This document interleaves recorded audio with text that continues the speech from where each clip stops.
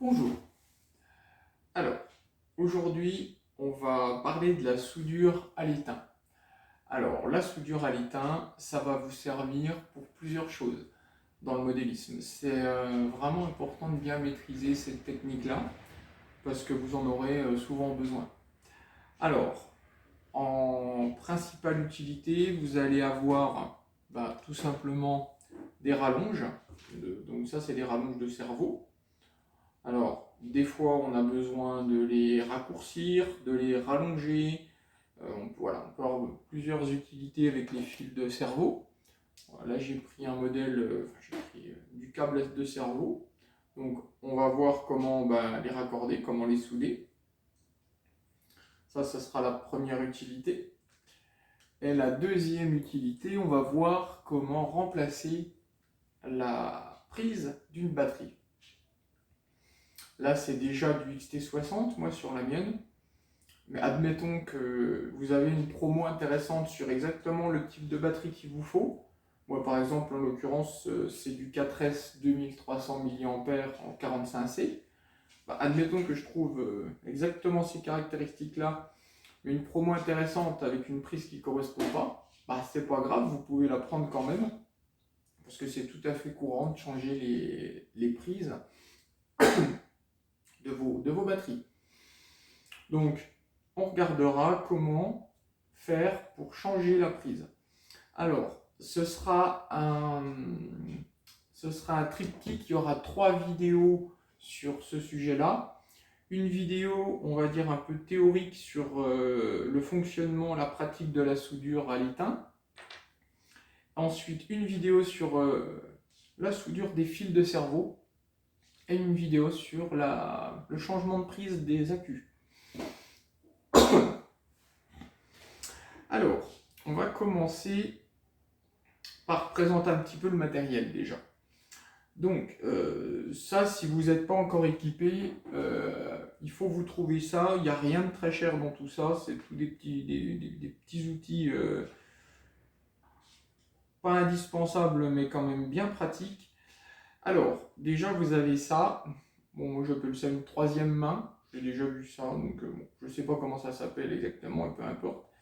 C'est deux petites pinces. Vous pouvez les ajuster comme vous voulez. Ça va servir à tenir votre montage avant la soudure. Comme ça, vous avez les deux pinces qui tiennent les deux fils bien en place. Ça ne bouge pas, malgré que vous pouvez bouger ça, votre montage ne bougera pas. Et on peut facilement, avec son fer, venir gérer sa soudure sans avoir de fil à tenir. En plus, l'avantage, c'est qu'on ne se brûle pas. Donc ça, troisième main indispensable. Le fer à souder. Oui, ça, c'est quand même indispensable. Donc, pour le fer à souder, là, moi, j'ai un camping gaz. Donc, il fait 80 watts et 40 watts, on peut choisir. Moi, j'aime bien le 80 watts.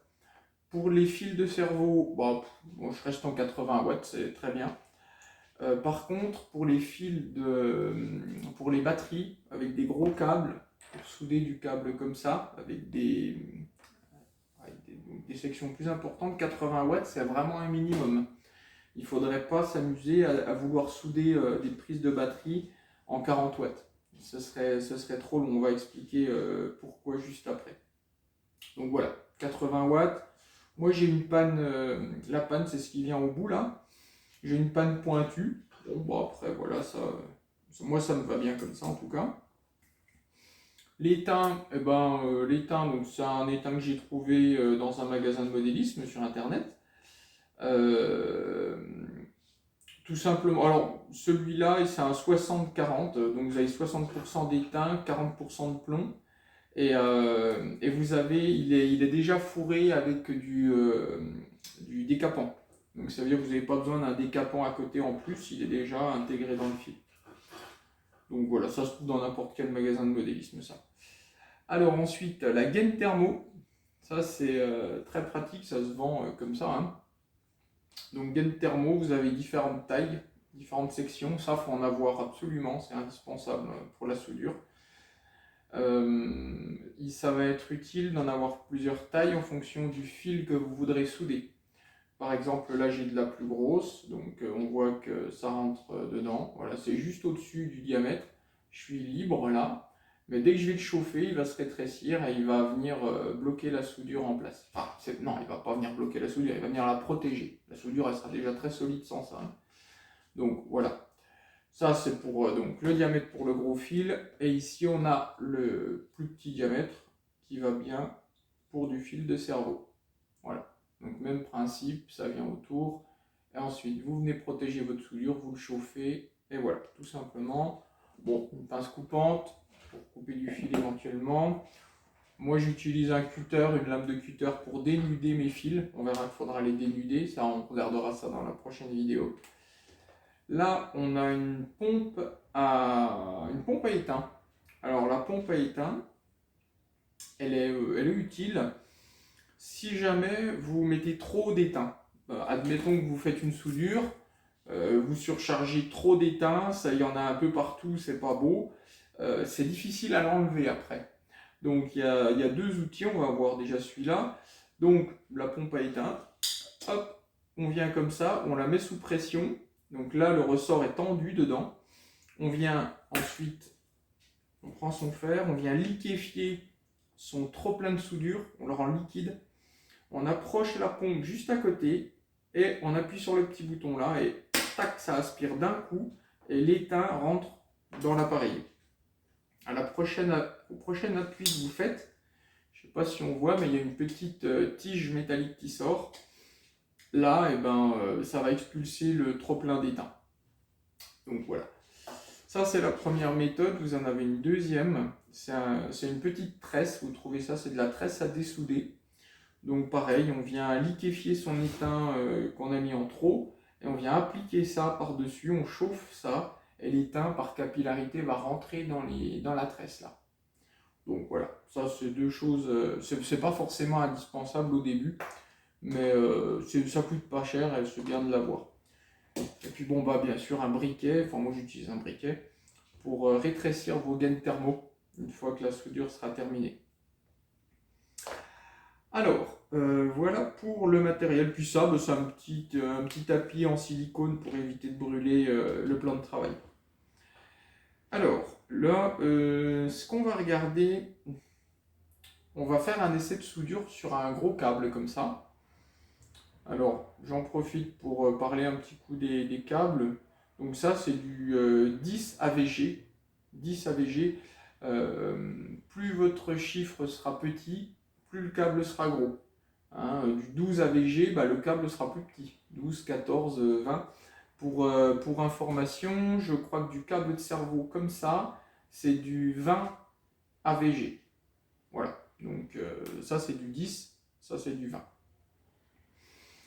Alors, quand on va vouloir faire une soudure, là on va parler pour toutes les soudures à étain, en tout cas ma pratique à moi, comme moi je vois ça, ça fonctionne pour moi. Je dis pas que c'est une vérité absolue du tout, je dis simplement que c'est comme moi je fais. Donc déjà on va dénuder, bon là je l'ai déjà fait, hein, j'ai déjà dénudé le câble. Donc on dénude. On voit que le câble, c'est plein de petits fils. On va les détorsader pour bien se rendre compte. On voit que c'est plein de petits fils. Je ne sais pas si on voit bien sur la vidéo là, mais ouais. Voilà. C'est plein de petits fils comme ça. Alors nous, notre but, ça va être de les torsader pour faire un joli câble bien droit, bien propre. Voilà, on le torsade, on tourne en rond comme ça. Voilà. Ok. Donc là, il est bien torsadé. Alors, on va voir que le plus important dans la soudure, c'est d'avoir la bonne température de chauffe. Ça doit être, alors quand on parle de température, où il n'y a pas besoin de thermomètre, ce qui va définir la bonne température, c'est que le support que vous voulez souder doit être capable de faire fondre l'étain tout seul. Ça veut dire que ce n'est pas la panne du fer à souder qui fait fondre l'étain, c'est le support, le fil. C'est le fil qui fait fondre l'étain. Si vous ne chauffez pas suffisamment et que l'étain ne fond pas au contact du fil, ça veut dire que donc, le fil n'est pas assez chaud et l'étain ne rentre pas dedans par capillarité, il reste autour. Ça reste des billes un petit peu autour du fil. Ça se produit quand vous venez simplement faire fondre l'étain sur la panne du fer à souder et que vous allez après l'étaler grossièrement sur le fil. Ça, c'est pas bon du tout. Hein, ça va être du collage plutôt que de la soudure. Donc l'idée, ça va être de faire, il faut monter en température jusqu'à voir que le fil d'étain fond tout seul au contact du fil que vous voulez souder. Toutefois, il y a un problème. Pour arriver à ça, plus le fil sera gros, là on est sur vraiment un gros fil, hein, déjà c'est de l'ABG10, hein, c'est du gros fil. Plus le fil sera gros, plus ça mettra longtemps à chauffer. Et le problème, on veut que la chauffe, on veut que la soudure soit faite le plus rapidement possible. Pourquoi? Parce que, pour plusieurs raisons, si vous faites durer le temps de chauffe trop longtemps, plus c'est long, plus la chaleur va se répandre le long du fil et va pouvoir faire fondre, au bout d'un moment, ça va faire fondre la protection du fil, hein, le silicone, ça va l'abîmer, il va boursoufler, ça va l'abîmer.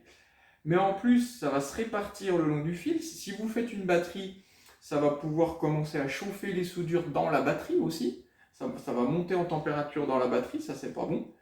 Et aussi, si vous avez de la gaine thermo dans votre montage, si vous avez un brin de gaine thermo qui est en attente de venir recouvrir la soudure une fois que la soudure sera faite, ben, comme la chaleur se répand le long du fil, ben, ça va venir rétrécir la gaine thermo le long du fil, alors que ce n'était pas du tout ce qu'on voulait. Après, vous serez obligé de tout recommencer.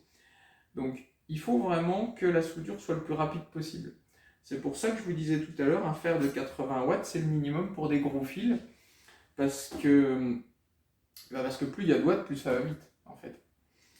Alors, malgré que ce soit un 80 watts, pour du fil un peu gros, eh ben, c'est quand même trop long.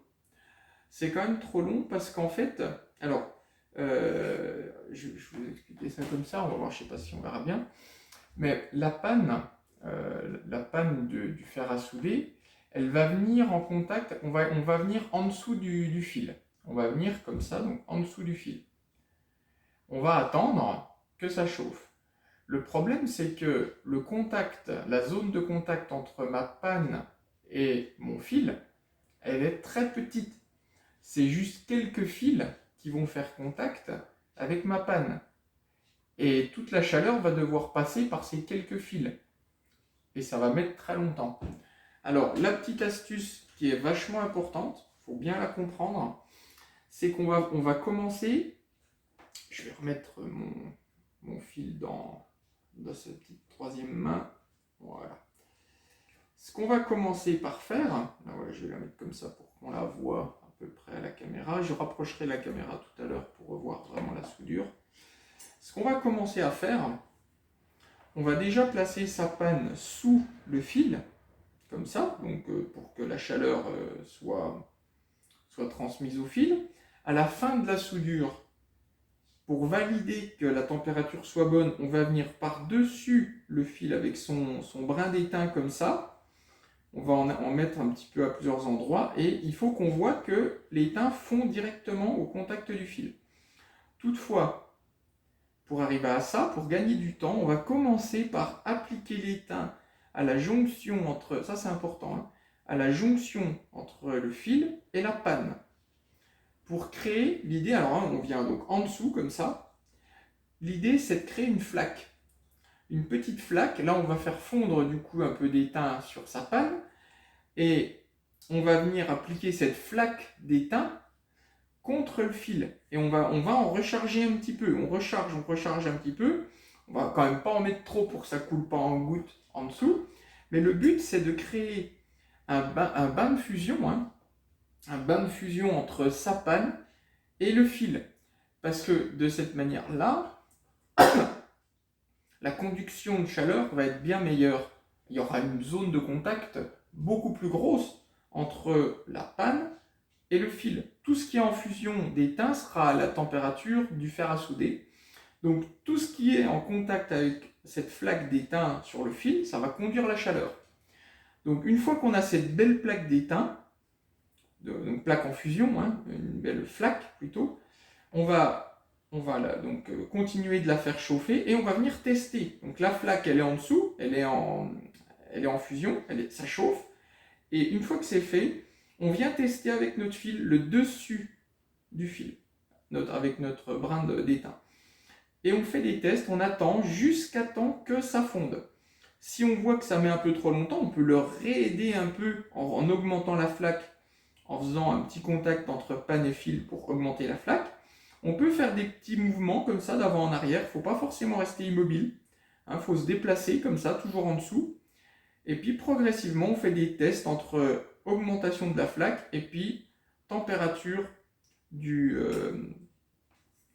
fil pour que la soudure se répande toute seule. Le test, le rendu final, ça doit être que, alors je vais l'enlever de là, voilà. Le test final, ça doit être que vous devez voir chaque fil qui ressort après la soudure. Ça ne doit pas être une flaque lisse, on doit vraiment voir que l'étain rentre par capillarité dans chaque brin, entre chaque brin de fil. On doit presque voir un peu comme une fibre musculaire à la fin de la soudure. Et ça nous dit qu'effectivement, là, l'étain a bien pénétré dans le fil correctement. Voilà, ça a été un peu long, je suis désolé. Mais cette technique, elle sera valable pour toutes les soudures. Que vous soudez un petit fil ou un gros fil, ce sera la même chose. Le but, c'est d'aller le plus vite possible et il faut s'aider de cette petite flaque de bain de fusion pour réduire le temps de chauffe. Voilà. Alors, je vais vous ramener un petit peu plus près et on va voir la soudure en pratique. Ce qu'on vient de voir là, on va le voir en direct. Alors, voilà, donc c'est parti pour la mise en pratique de ce qu'on a vu là tout de suite. Alors, mon fer est bien réglé sur 80 watts. Donc,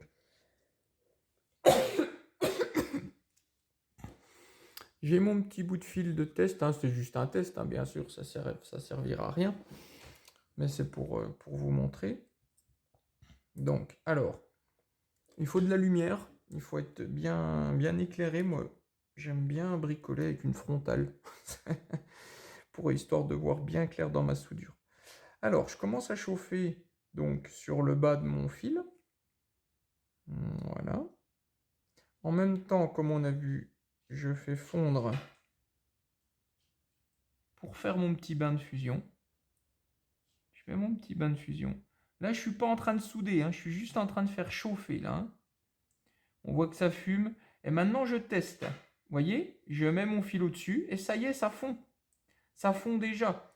Maintenant, je recule, je fais la même chose un peu derrière. Je fais mon bain de fusion et je teste au-dessus. Vous voyez, ils font tout seuls. Là, ce n'est pas ma panne qui fait fondre, c'est je touche le dessus et ça fond. Voilà. Donc là, je vois bien que donc je continue à me déplacer comme ça en dessous pour bien faire chauffer la totalité. Et quand c'est bon, j'arrête. Voilà, donc là on est bon. Là, j'arrête, ma soudure, elle est finie. Alors là, évidemment, on n'a rien soudé. Mais là, donc je nettoie ma panne sur une petite éponge. Je précise, tant que je dis ça, que le vieil étain qui a déjà chauffé n'est plus bon. Si votre panne elle est pleine d'étain de la dernière soudure, elle sera un petit peu marron, un petit peu... voilà. Ça, il ne faut pas souder avec ça, ça ne va pas tenir. Alors, et donc il faut bien la nettoyer avant de souder. Maintenant, vous voyez, ça n'a pas mis longtemps, mais ça a été rapide grâce à mon bain de fusion. On va aller regarder un peu plus en détail. On voit exactement qu'il y a cet aspect de fibres musculaires. On ne peut plus la plier, c'est plein d'étain là.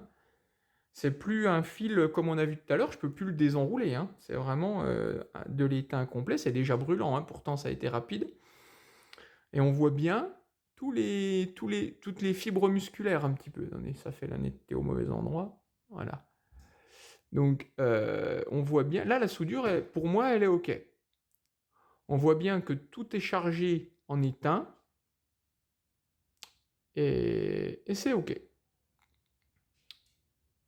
n'y a pas de goutte qui ressort, il y a juste ce qu'il faut, mais voilà. C'est à ça que ça doit ressembler une soudure à la fin de votre processus. Alors, dans les deux prochaines vidéos, ça c'est la première, je vais diviser en trois pour pas que ce soit trop long, pas que ce soit trop ennuyeux. Dans les deux prochaines vidéos, on va regarder comment souder des fils de cerveau. Et dans la troisième, on verra comment changer de prise sur des groupes, sur des LiPo, quoi, sur des batteries destinées à alimenter un moteur. Voilà, eh ben, merci d'avoir visionné la vidéo, et puis ben, bonne soudure à vous.